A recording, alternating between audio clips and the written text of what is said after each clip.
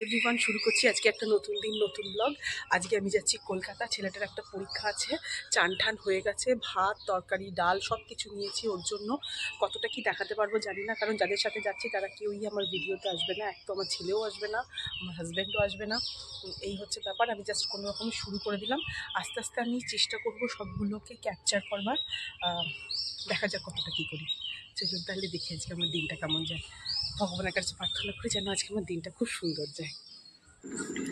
আমি গাড়িতে বসে পড়েছি। আমি কেন, সবাই গাড়িতে বসে পড়েছি আর যাত্রা শুরু করে দিলাম।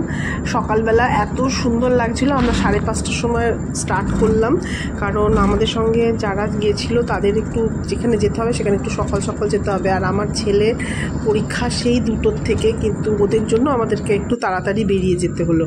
তো রাস্তার মধ্যে একটু চিড়ে ভাজা খাচ্ছি। চিড়ে ভাজাটা আমি নিজে ঘরেই বানিয়েছি। চিড়ে ভাজা, সেও ভাজা, বাদাম ভাজা। দেখতে পাবেন না কাউকেই, কারণ আমি কাউকে দেখাতে পারবো না, কারণ তারা সবাই আমার ভিডিওতে আসবে না।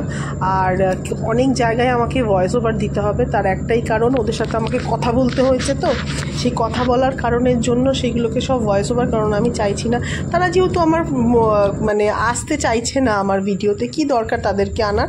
সেই জন্য আমি শুধু আমার ব্যাপারটা বোঝাবার জন্য বা দেখাবার জন্য সেই জন্য এলাম আর কি। তো এরপর আমরা এলাম হচ্ছে ইয়েতে, কী বলে ওটাকে, শক্তিগড়ে। এখান থেকে অল্প একটু মিষ্টি কেনা হলো। তারপরে আমাদের যে ড্রাইভার, সেই ড্রাইভার একটু খেলো। আমি সকালবেলা থেকে কিছুই খাইনি, কিন্তু আমার কিছু খেতে ইচ্ছে করে না। তো এখান থেকে আমি একটু ঝালমুড়ি কিনে নিলাম, ঝালমুড়ি খাবো। তো এখানে একটুখানি ঘুরছিলাম, আর রাস্তাটা সত্যি খুব ভালো লাগছিলো। অনেকদিন পর বাইরে বেরোলে আমার খুব ভালো লাগে কোথাও যেতে এইভাবে। আর মেঘটা দেখুন, খুব মেঘ হয়েছিল সকালবেলার দিকটাতে। শুনলাম তখন নাকি দুর্গাপুরে বৃষ্টি শুরু হয়েছে। আমরা যখন যাই আমরা কোনো বৃষ্টি পাইনি। আর এই যে আমাদের ড্রাইভার সাহেব গাড়ি চালাচ্ছে। আমি ইচ্ছে করে ড্রাইভারের সামনে আসলাম এই কারণে, কারণ আমি যদি পেছনের দিকে বসে থাকি তাহলে সবাই আমার ভিডিওর মধ্যে চলে আসবে। আমি চাইছিলাম না ওদেরকে অ্যাভয়েড করতে, সেই জন্য আমি সামনের দিকে চলে এসেছি। আর দিনটা খুব সুন্দর, রোদ ঝলমলেও ছিল, হালকা হালকা মেঘলাও ছিল। এত সুন্দর দিনটা না, খুব ভালো লাগছিল। তো যাই হোক, আমরা কলকাতায় পৌঁছে গেলাম। ডানকুনি ক্রস করে গেছি, খুব তাড়াতাড়ি পৌঁছে গেছি।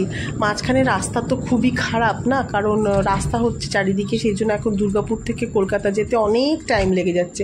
আগে 2.5 ঘন্টায় চলে যাচ্ছিলাম আমরা, কিন্তু এখন 2.5 ঘন্টা কেন, 4.5 ঘন্টা লাগছে যেতে। তবে আমরা মোটামুটি 3 ঘন্টা 15-20 মিনিটের মধ্যে কলকাতা পৌঁছে গেছি। এটা একটা ভালো খবর। আর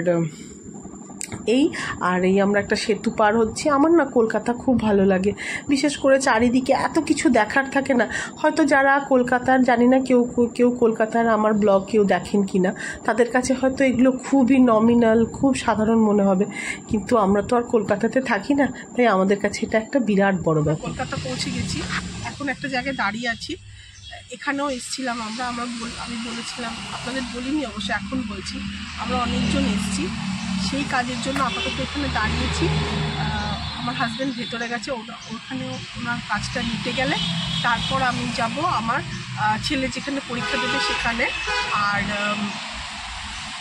ওখানে এখন অনেক দেরি আছে, কিন্তু এই কারণের জন্য একটু তাড়াতাড়ি চলে আসতে হলো যেখানে এখন আমরা দাঁড়িয়ে আছি। কলকাতাটা না সত্যি খুব ভালো লাগে, এত লোকজন, এত গাড়ি আওয়াজ। আমরা দুর্গাপুরে থাকি, তো কলকাতাটার একটা আলাদাই, মানে আমার তো খুব ভালো লাগে। ঠিক আছে, দেখি ছেলেটার ওইখানে গিয়ে আপনাদেরকে কিছু দেখাতে পারি কিনা। যারা আমাদের সাথে এসেছিলো তারা এখানে নেমেছে, আমরা এখানে বসে ওয়েট করছি। আমার হাজব্যান্ডও ভেতরে গেছে, তো কিছু করার নেই। আমরা এখানে বসে বসে তাই দেখছিলাম চারিদিক, একটা মিছিল যাচ্ছিলো সেটাও একটু দেখলাম। আর এখানে ঠাকুরগুলো গাড়ির মধ্যে ছিল, তাই হঠাৎ বেশ ভালো লাগলো দেখতে, তাই দেখাচ্ছিলাম। আর আমি আর আমার ছেলে আর ড্রাইভার ভেতরে ছিলাম। তো ওরা দুজনে, মানে ড্রাইভার দাদা আর আমার ছেলে দুজনে মিলে ওরা খেলা দেখছিল আমার পেছনে। আর আমি এখানে বসেই ছিলাম। আমি ইচ্ছে করে আপনাদেরকে দেখাতে চাইছিলাম না যে আমরা কোনখানটায় আছি বা কি ব্যাপার, এত ডিটেলে নাই বা গেলাম। সামনে দিয়ে গেলে দেখতে পাবি, দারুণ হোটেলটা দেখতে, আইটিসি সোনার।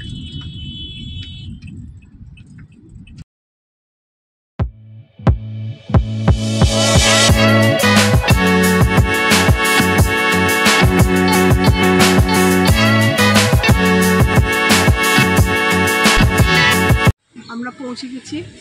ছেলেটার যেখানে পরীক্ষা হবে। তো যদিও অনেক তাড়াতাড়ি পৌঁছে গেছি, এখন আমরা ওয়েট করছি। আমার হাজব্যান্ড একবার গেল ওদিকে দেখতে। এখন আমরা ওয়েট করবো। একটু পড়াশুনো করছে, তারপর খাইয়ে দাইয়ে তারপরে ওকে 12:30 রিপোর্টিং টাইম। প্রচুর ছেলে মেয়ে পরীক্ষা দিতে এসছে। কী পরীক্ষা আমি আপনাদেরকে প্রথমেই বললাম, পরে কখনো আমি ডিসক্লোজ করবো। ঠিক আছে, দেখিয়ে পর ছেলের পরীক্ষা শুরু হয়ে গেছে।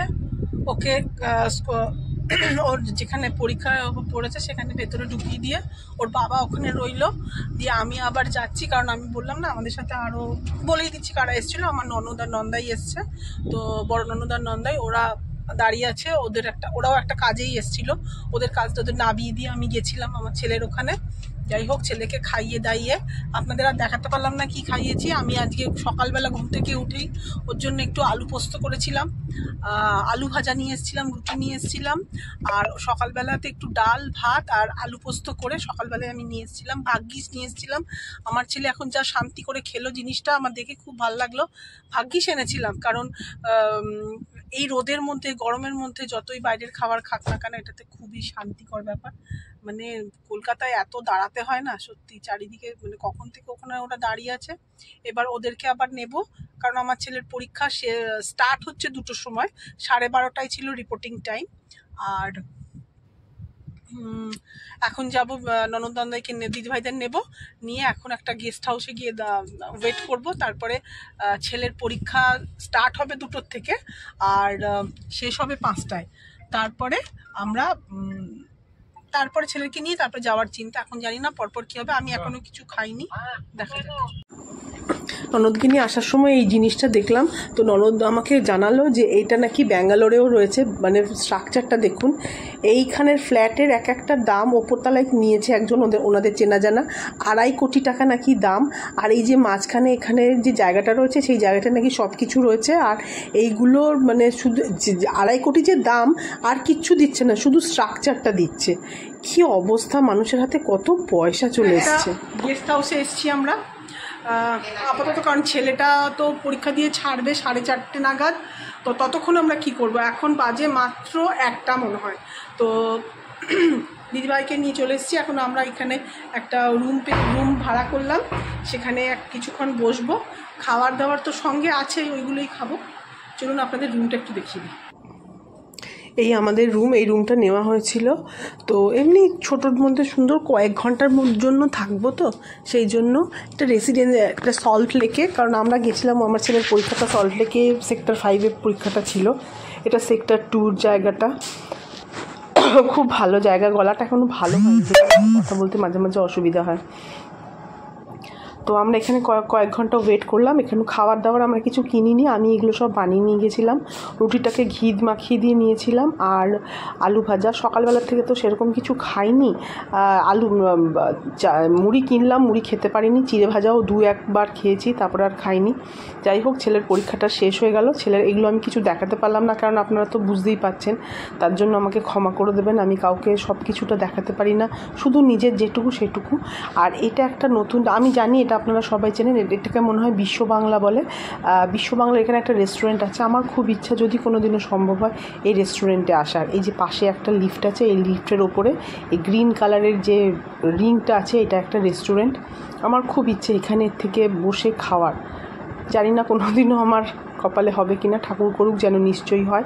তো সবাই আমরা গাড়িতে বসে গেছি, আমি ইচ্ছে করেই সামনের সিটে বসেছি। আর আমার ব্লগে একমাত্র ড্রাইভার দাদাই এসছে, আর কেউ আসেনি।